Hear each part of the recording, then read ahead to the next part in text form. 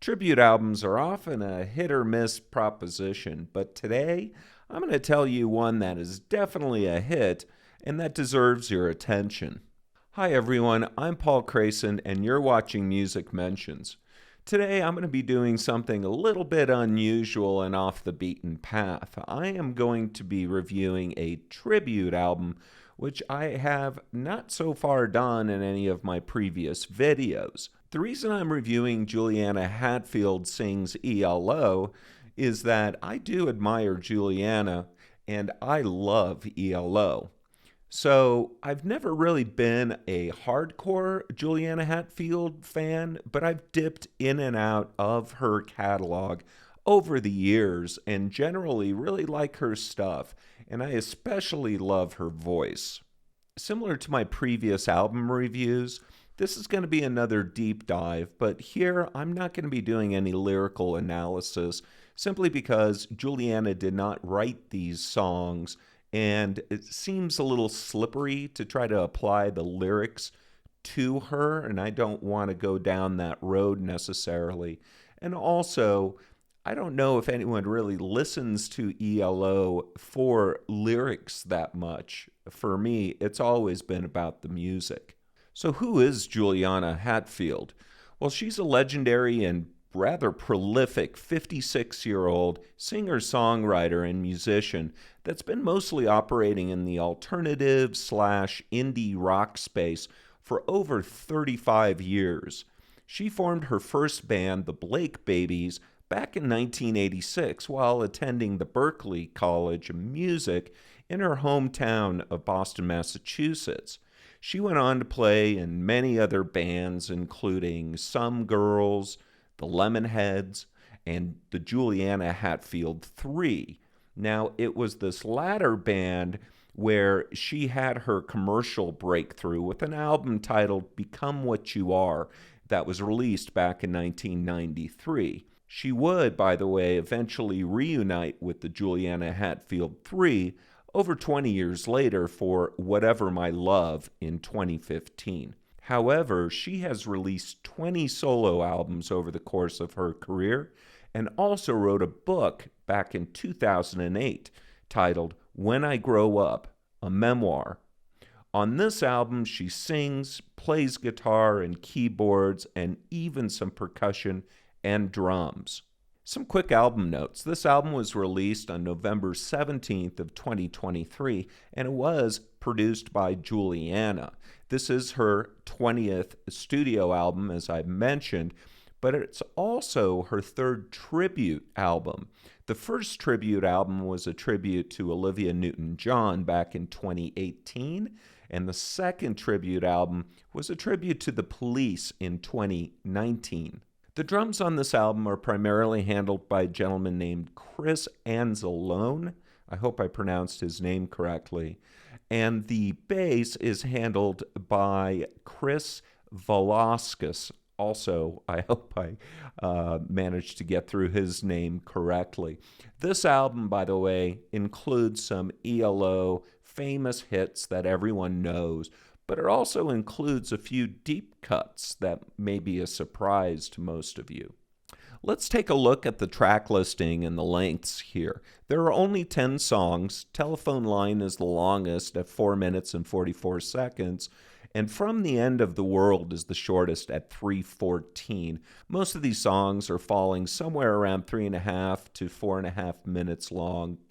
Kind of a perfect pop song lengths. And the total album length is 39 minutes on the dot. Let's switch over to the album title and the cover.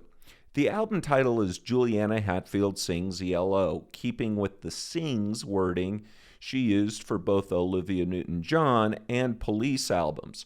I think it's relevant that she uses the term sings here.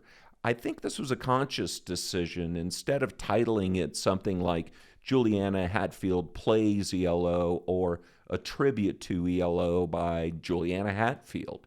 She wants you to focus on her singing, which is appropriate since it's the clear highlight of this album.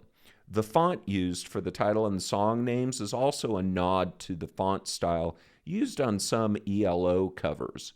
The cover also follows a similar design theme as the Olivia Newton-John and Police covers, with the artwork in a cartoon style where Juliana is represented from a profile perspective. For this album, a pair of aviator-style glasses like those famously favored by Jeff Lynne are featured, with Juliana's profile reflected in the lenses. Although, paradoxically, it's Juliana who is reflecting Jeff's songs through her musical lens on the album. Also note that the names of the songs are also printed on the cover again. Here are some general album observations to kind of give you a sense of what this album sounds like and its vibe. So I think the recording quality here is stellar. I think it's really outstanding.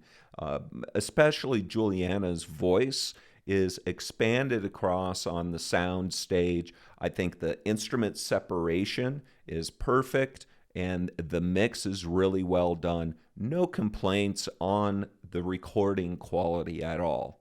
Although you would likely expect kind of an over-the-top or a thick production since these are ELO songs, Juliana decides not to go down that road, but instead her production is much more drier, if that makes sense. There's not a whole lot of effects going on here, and therefore the album overall sounds a lot more intimate than your typical ELO albums.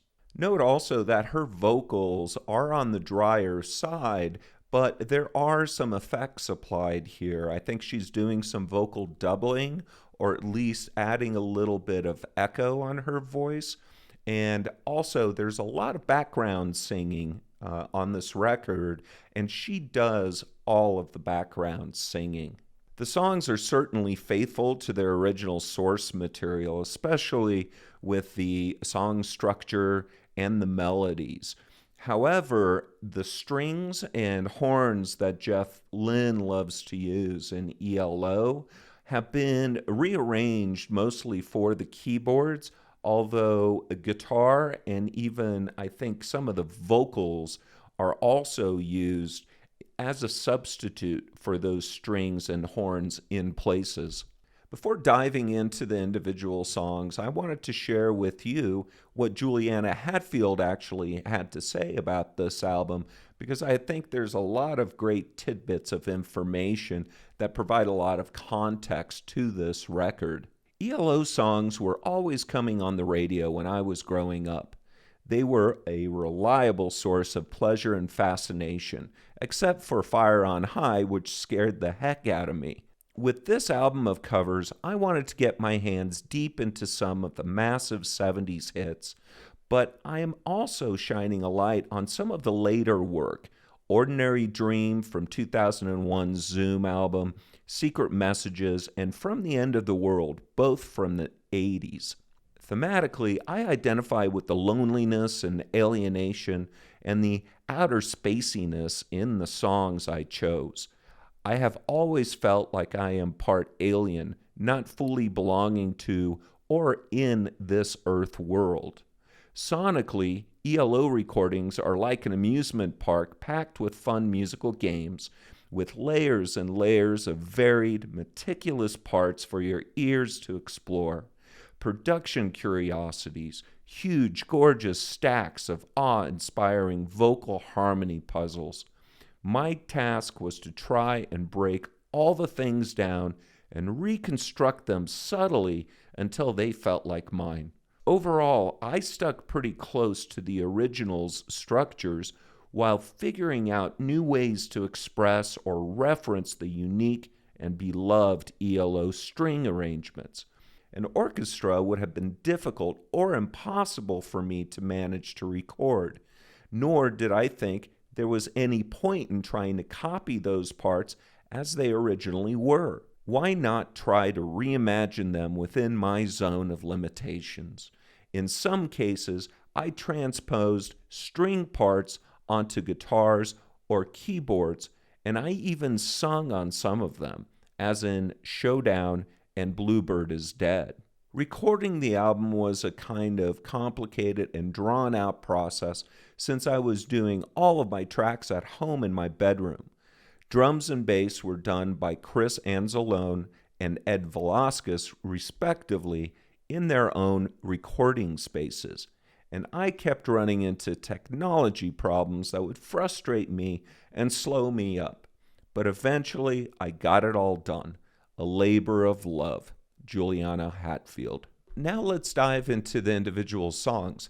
Song number 1 is called Sweet as the Night, and this is a track that comes off of 1977's famous Out of the Blue album. This also happens to be my favorite ELO album. I guess you could consider this as a deep cut because this wasn't really all over the radio and is not really well known. But if you've listened to Out of the Blue, then you recognize this as just a great song. Juliana hews very closely to the original arrangement, staying very true to the melody. I would classify this song as a mid-tempo song, but also I can see people kind of slow dancing to it as well. This is a great song, and it's a great way to start this album. Song number 2 is called Can't Get It Out of My Head. This is one of ELO's earlier hits, and it comes off of 1974's El Dorado.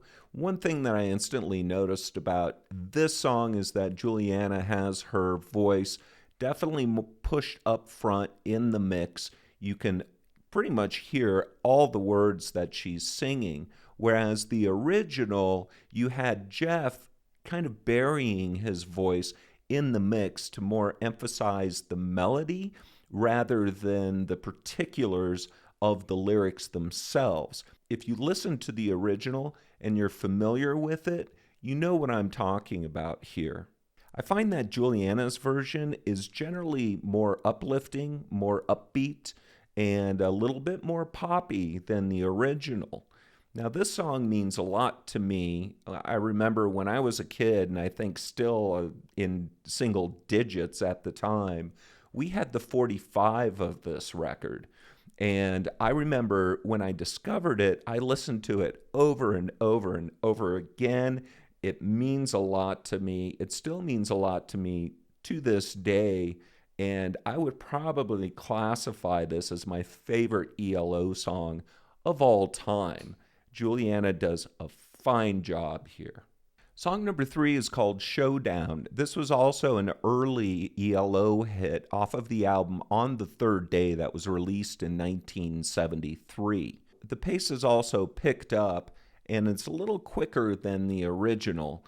And the drum snare that is prominent in Juliana's version definitely slams harder than the original. The background vocals are a highlight for me, but also that rhythm section. I think the bass is nicely prominent and has a great little groove going. This is one of my favorite songs on this record, and it certainly does the original some justice. Song number 4 is Strange Magic. This comes off of 1975's Face the Music and was also a pretty big hit for ELO back in the day. The drums on this song don't really come in until about halfway, but they're definitely a little bit more punchy and a little bit more prominent than the original. Jeff notably used a phaser effect, which was very prominent in this song and is almost a signature of this song. Juliana decides not to use a phaser effect at all, but what she does do is it seems like her voice is very expanded on the sound stage. She is able to almost get kind of that same sense as the phaser, but in a more stripped down version. You'll know what I mean when you listen to this tune. Background vocals are again used to great effect, and in a really kind of nice change from the original. In the outro section, there are these na-na-na lines that in the original were sung by background singers, but Juliana instead decides to use them in the outro as the main vocal line. And it's brilliant because I think it really shows how wonderful the melody that Jeff came up with is. Listen to that outro and tell me I'm wrong. Song number 5 is Don't Bring Me Down. This was a massive hit for ELO, and it came off of 1979's Discovery album. This was, if you recall, around the disco era, and it definitely had a little bit of disco-ness to it. This is the song on the record that probably sticks the closest to the original, but instead of all these little sound effects that Jeff used in his song, she gets rid of those, so it's definitely more intimate sounding. Now, I think that her previous 4 songs, the first 4 songs on this record, are a bit better than this one. This song is good, but her version, I don't think it veers far enough to really show her personality off. Just my opinion. Song number 6 is Telephone Line, and this is really one of ELO's true masterpieces. It comes off of 1976's A New World record. Again, Juliana is sticking pretty close to the original, even including those famous telephone effects, although the telephone effects are kind of updated for the modern world.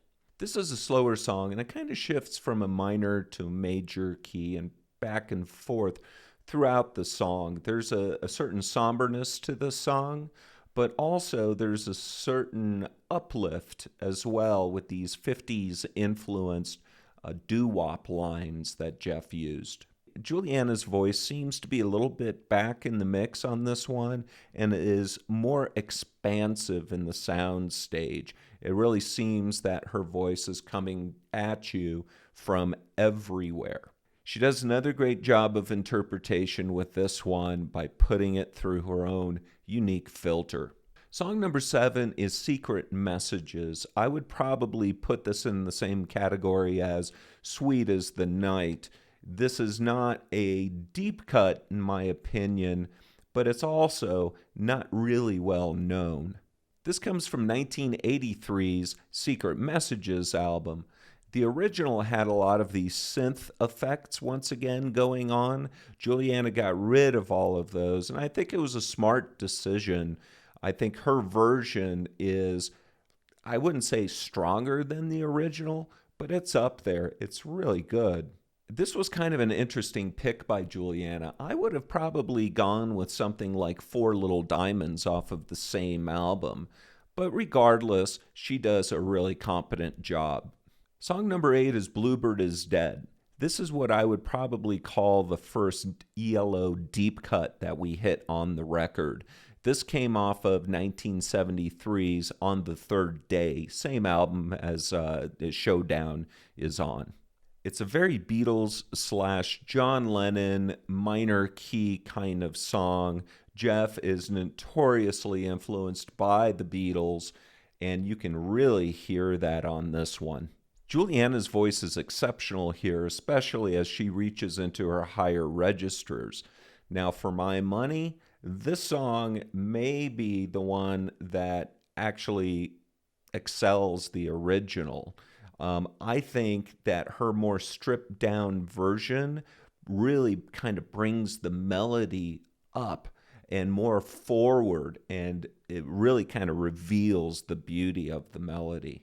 Song number 9 is From the End of the World. This is off of the very underrated 1981 album entitled Time. This is another deep cut, I imagine, for most people, although I've been really familiar with this song because I have listened to Time quite a lot over the decades. There's a signature line that repeats in this song over and over again. Think Peter Gunn / Rock Lobster type of a line. When you listen to this, you'll know exactly what I'm talking about. Vocals here are once again a highlight, and I really like what Juliana did here with this song. This is certainly one of the highlights for me on this record, another highlight. Song number 10 is Ordinary Dream from 2001's Zoom. This is certainly what I would call a deep cut, since Zoom is not a very familiar album to most people. The melody here again reminds me of the Beatles, but also a little bit of Bee Gees. Check out the pre-chorus, and you'll probably pick up on the kind of Bee Gees sounding line. I love how Juliana's voice sounds on this one. I think this is one of my favorites as well. This is a interesting pick by her for sure. She really dug deep for this one, but I think it suits her voice, it suits the album, and it's a great way to finish off this record. Some final words on this release. Juliana was able to get through decades of ELO music in just 10 songs that cover 9 different ELO albums. I appreciate that she ventured off the beaten path and decided to tackle some deep cuts instead of obvious hits that she could have done, such as Turn to Stone, Do Ya, or even Mr. Blue Sky, which is probably the most famous and well-known ELO song. She's also revealed what an absolute genius songwriter Jeff Lynne is by stripping away a lot of the instrumentation and rearranging the strings the way that she did. She is able to bring those melodies up and to the forefront and really get them in your ear. I just love the melodies on this album. Another album with melodies going on and on. There are earworms throughout, and you know this if you've listened to any of ELO's songs in the past. Covering ELO is a really gutsy move by any artist, simply because of the complicated arrangements and everything that's going on in those songs. So if I'm Juliana, I'm thinking, God, how can I even, step into the same ring with these songs to do them justice? Well, I think she really succeeded here. I think she got to the core of what makes these songs timeless and so memorable. For me, this is the best of the 3 tribute albums she's done. My second favorite would be that Olivia Newton-John album, which everyone should check out. I'm not a massive Olivia Newton-John fan, but boy, she does a great job. And my third favorite is the Police tribute album by her. So look, I readily admit that I was predisposed to like this album before hearing it the first time. I like Juliana going into it, and obviously I love ELO, so I was really wanting to like this album. Well, the good news is it excelled. It surpassed my hopes of being good. I think this is a great tribute album. She sounds wonderful. The playing is all solid. The recording is wonderful. What else do you want from a really good tribute album, or an album in general? I'm giving this album a rating of 8 out of 10. Now, this is just my opinion, as always. Your mileage may vary. Let me know what you guys think of this record. Did she do ELO justice? Would you have changed out some of these songs for others? Tell me what songs you would have rather have her cover and what songs you would have rather removed from this album. I was hoping personally that it would be a double release, but I'll take 10 songs. And by the way, she's going to release a solo album of original material next, I believe, but she is planning on doing a 4th volume of a tribute. So we'll see what artist she covers when that album comes out. But I, for one, will be listening to it as soon as it's released. My name is Paul Crayson. You guys have been watching Music Mentions. Thanks again, everyone. I really appreciate you guys watching my videos. It makes me feel good, and it makes me feel supported when you guys give me a like and hit the subscribe and the notifications. It lets me know that someone cares about the content and the time that I put into it. Anyway, we'll see you guys next time.